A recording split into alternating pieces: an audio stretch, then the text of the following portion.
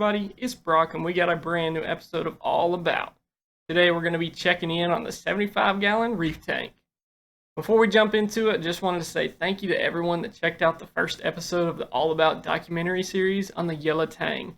I spent a ton of time on that video compiling the research I've done over the years, also gathering others' research around the world. So if you haven't checked it out, go take a dive into it after this video. The tank's been doing really good since the last update. Let's talk about the fish.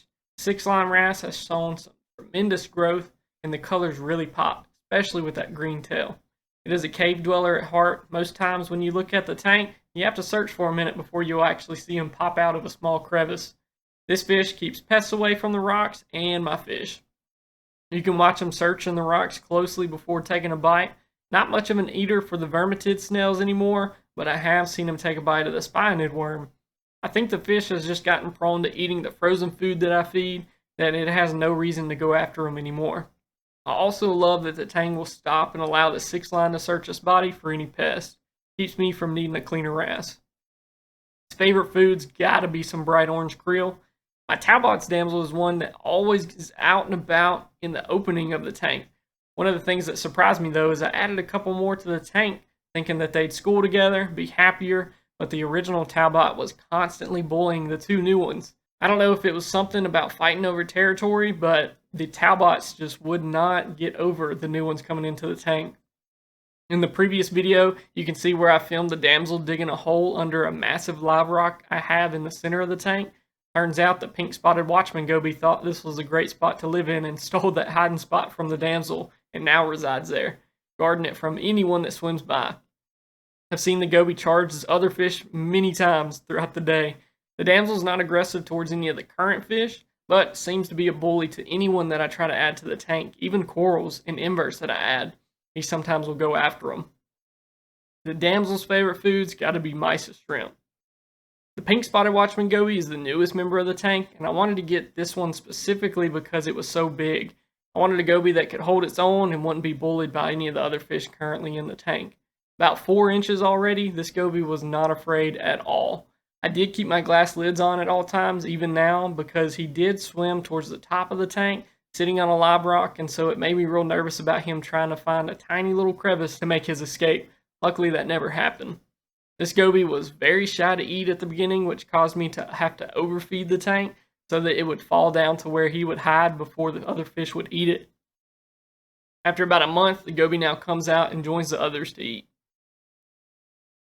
I also still have my Tomini tang in the tank that has some age on her. This tang has stayed relatively small in the 75-gallon, being around 4 to 5 inches in length. This tang eats like a champ, whether it's frozen foods, pellets, dry seaweed, live algae, it's going to eat it all. From time to time, I'll open up my window and let some sunlight hit the tank to allow some hair algae to grow. That just gives the tang even more natural things to eat. You can sit and watch this tang pick at the rocks all day long. Always had good luck with the coal tangs and the Tomini tangs with algae control. I have noticed the tang every once in a while will follow a swim pattern on the left side of the tank. I keep watching to see if the tang may be scratching, but so far I don't see any visible signs of ick or infections on the skin. Hopefully the cleaner shrimp and wrasse are keeping her healthy and rid of any of that. And lastly, I have the gold striped maroon clown. That's always still in the show. It guards over 3 anemones now. The rose bulb I bought back in July had its first splitting, and I wasn't even feeding it. I was just letting the clownfish take food down to it. That was super exciting. I also got a green bulb anemone.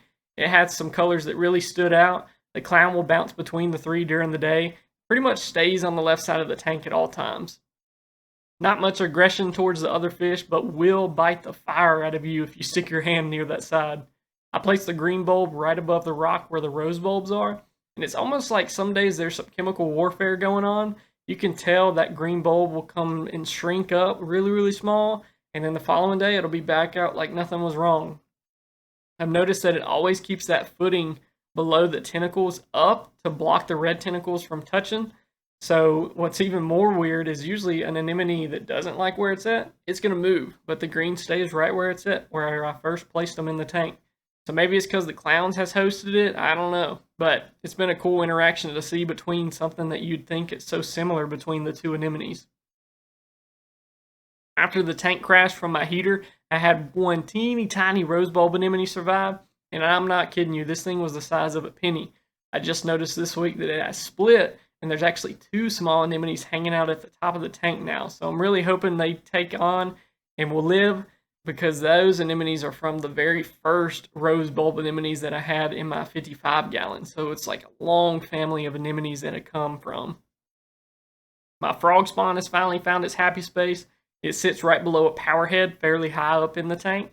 I had the hardest time figuring out where this coral liked to be, but at last it wanted some moderate current with a ton of light, so we're keeping them there to flourish. I got a massive cabbage letter that I've been growing for years, and it has taken over the entire open space I gave it when I restructured the tank. I gave it a ton of sand bed to grow on, and he definitely did that. It's touching both sides of the rocks, even the front of the glass now. Other pieces that I tore off when doing that restructure are now growing in other areas of the tank and taking over that spots too. So I'm not 100% what I'll do with it. If it takes over too much space and causes me not to add more corals, might have to get in there and do some fragging. I also have some orange Yuma recordias that are battling over space with the vermitid snails. Usually these mushrooms slowly move down the rock to spread other smaller mushrooms around their footing, but just recently I noticed the largest Yuma move across the tank just overnight. So I guess it decided to go on a little adventure and spread to new places, which I'm actually excited to see those Yumas cover more rocks, because I'm just going to have to get in there and deal with those vermitid snails so that they stop bothering the other ones that are around them. Recently bought a couple of zoophragms, and one of them still staying shrunk up, and now I see what the issue is. It's actually an Aptasia on the little frag plug, so I'm going to have to get some Aptasia X and get rid of those. The other zoas are doing great. The colors on them are amazing. For any of my zoa pros out there, let me know what the names of them are. My best guess is some Sunny D's. The other coral I got in there is a Kenya tree, so I ended up moving it further away from the cabbage so it could find a footing on a rock instead of just being buried in the sand. And it seems to love this spot. It's getting hit by a pretty strong current, and it's grabbed onto the rocks too to give it a better footing. And so all in all, it seems to be in a great spot right now. On the left side, I do have a standalone rock with some green mushrooms on it. I keep this rock away from the others because I used to have a tank that was filled with these mushrooms to the point where I couldn't house any other corals in it. So whenever I did the restructure, I got rid of all those rocks that were filled with mushrooms, but kept a couple just so I could have them here and growing on this one rock. For the last 3 months, I've been dosing Alpha Reef from Tropic Marine, and that has been super convenient. It's a dosing that has calcium, magnesium, KH, and trace elements. I use the simple method of just dosing 15 milliliters every other day, and it has kept my levels where I want them. And so to match all those chemicals with just one solution, that's great. And you can tell just from the corals, they're all flourishing. So I'm definitely going to keep using it and check out what else they offer. For feeding, I've been using the rest of the Reefroids powder that I have, and also fuel. Fuel always does well for my zoas and some of the other corals in the tank. And one thing about fuel though is you want to make sure you're dosing whatever the bottle says, because you can definitely spike your ammonia and your nitrates dosing too much of this stuff. Lighting wise, recently raised the levels up some more on my Hydro 26s. So I have two that sit over the tank. My royal blues and my blues are moving up to 60%. My violets sit at 32. My UVs at 27. The greens at 8. The reds at 10. And the cool white is at 22. So far, everything seems to like it there, so I'm going to stick with it. It gives it a nice blue look, but not so blue that you can't see the nice reds and greens that come from your frog spawns and your anemones. So a little bit of white in there helps it look really nice to our eyes. For the inverts, I got hermit crabs, astrea snails, turbo snails, zombie snails, bumblebee snails, and cleaner shrimp. And they seem to keep everything in check. You know, I got a couple of hair algae spots everywhere that I tend to just let grow. That way they have stuff to eat, but there's no takeovers of anything. Obviously, the vermitid snails are taking over. It seems like the bumblebees used to go after them, but now they are eating other algae somewhere instead of the vermitid snails. So I think it's just going to have to take me getting in there and taking care of them. The turbo snails can be bad about knocking stuff over, but luckily most of the corals I have in there have a footing that's actually grabbing onto the rock, so I don't have to worry about those getting knocked over. The cleaner shrimp actually just molted, and it's looking bigger than ever. They usually been molting about every couple of months, so he's growing well. And he's also a big cleaner of my fish. So he goes by the goby's cave. I swear they're paired up sometimes because he'll constantly clean the goby in its mouth. And then he also will jump on the tang at different points during the day.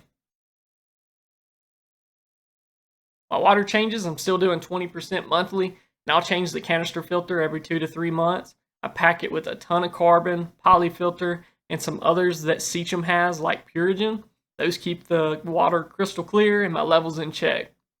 Feeding the fish, I have on-hand pellets and flakes from New Life Spectrum. Those always have great ingredients and also will have vitamins in them as well.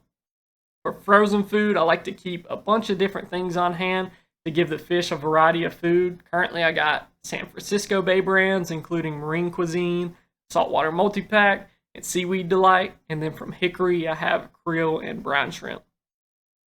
What I try to look for in frozen food is one that's packed with meat. I don't want to thaw a cube out and 50% of it be water. I want a lot of meat in there, and those two brands do really good about that.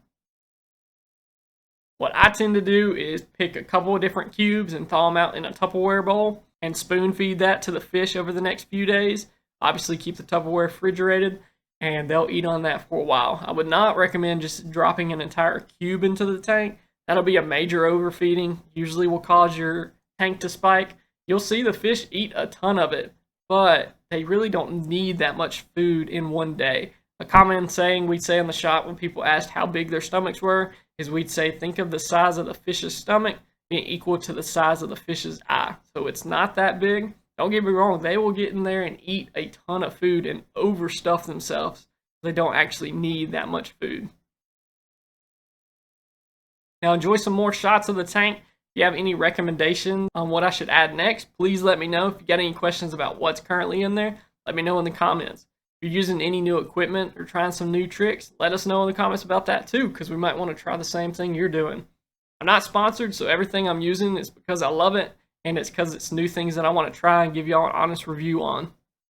Don't forget to check out the documentary video, share it with your family and friends. Can't wait to get the next one uploaded. Y'all stay safe, be kind, and I'll see y'all later.